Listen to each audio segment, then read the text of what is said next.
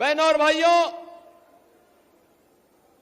ब्रज भूमि का भी अब नंबर आने वाला है।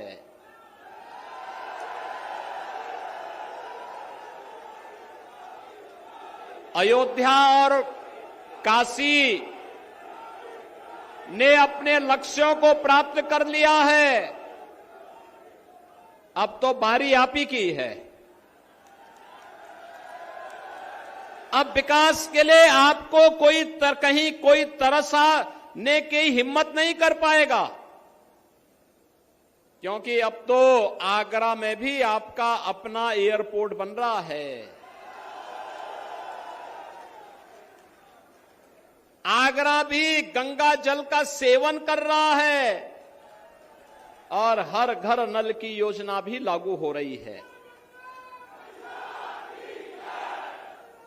बहनों और भाइयों, मुझे बताइए, आपने रामनवमी के दिन देखा होगा भगवान राम का सूर्य तिलक हुआ था।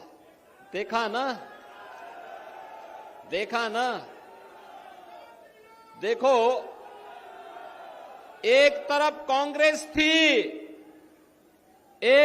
कांग्रेस थी, समाजवादी पार्टी थी, बहुजन समाजवादी पार्टी थी।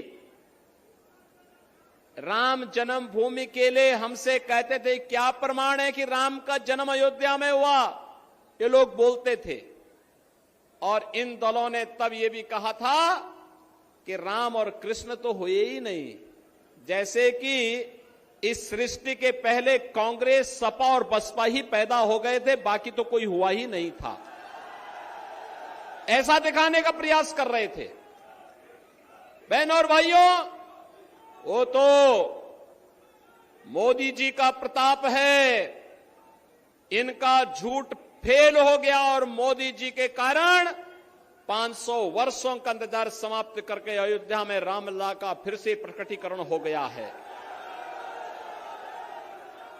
और अयोध्या में रामलला के भव्य मंदिर के शिलान्यास के लिए भी प्रधानमंत्री जी गए।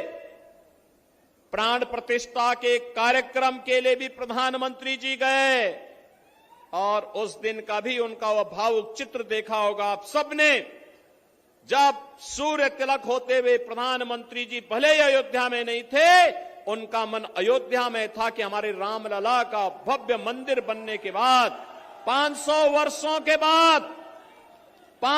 वर्षों के बाद रामलला को अपनी ही जन्मभूमि पर अपना जन्मोत्सव मनाने का अवसर प्राप्त हुआ।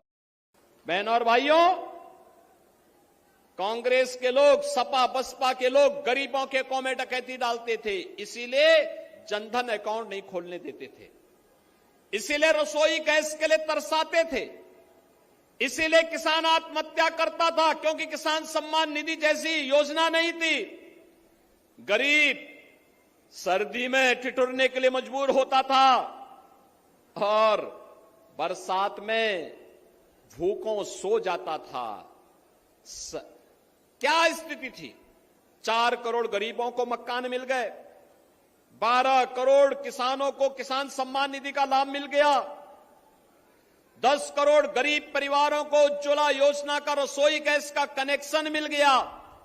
और मोदी जी ने कहा है जो बचे कुचे हैं, अब कार्य इस तीसरे कार्यकाल में उन सबको भी हम सिचुरेट करेंगे, पूरी तरह हर व्यक्ति को सुविधा का लाभ देंगे। आपने देखा होगा, कोई भेद नहीं किसी के साथ, न किसी की जाति, न किसी का मत, न किसी का मजहब, कोई चेहरा देख करके योजना का लाभ नहीं। योजनाओं का आधार सबका साथ और सबके विकास के आधार पर है। हमारा नारा राष्ट्रवाद का है, जातिवाद का नहीं हो सकता है। जातिवाद के नाम पर बांटने वाले लोग देश को कमजोर करना चाहते हैं। देश को कमजोर करने वाले जो जाति के नाम पर और परिवार के नाम पर सामाजिक ताने बाने को छिन्न भिन्न करना चाहते हैं, ये देश को कमजोर करने वाले लोग हैं। इन लोगों से सावधान रहिए। और मैं फिर आपसे कहूंगा कि माफिया और अपराधी के साथ, देखो अयोध्या में रामलला का भी दर्शन करवा रहे हैं, तो माफिया और अपराधी का राम नाम सत्य है भी करवा रहे हैं। दोनों काम एक साथ चल रहा है। और ये जो अद्भुत संजोग है इसलिए है क्योंकि भारतीय जनता पार्टी की सरकार है।